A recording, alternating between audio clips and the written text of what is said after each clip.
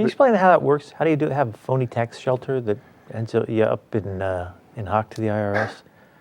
There was a tax shelter.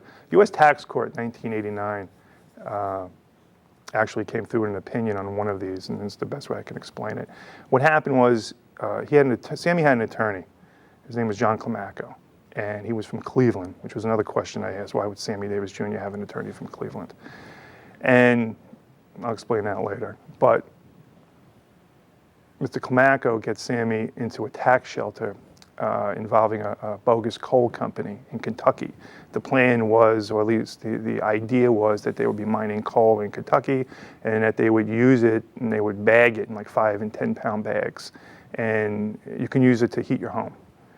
And when tax courts saw this, and they saw that in fact there really wasn't much coal where they were digging, and that the whole thing was nothing more than a scheme to defraud its investors, they denied it.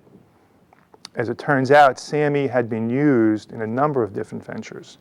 They would use his name, different people would use his name, mostly organized crime, to entice people into different ventures. You know, it could be a TV production studio, it could be a fried chicken, you know, restaurant.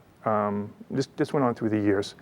It was the tax shelter, though, that ultimately, and several others, that the IRS denied and said to Sammy and to his wife Altaviz, you have to pay not just what you owe, because they were using it obviously to avoid taxes, but not only do you have to pay what you owe, you also have to pay penalties on it, and it reached $7 million. Altaviz couldn't pay it when Sammy died, so they auctioned off all of his possessions. They sold his home.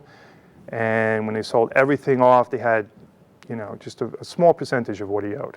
She ended up having to leave the home and went on this for 2 years, had lived in Los Angeles, lived in New York, eventually ended up in Pennsylvania, living in poverty.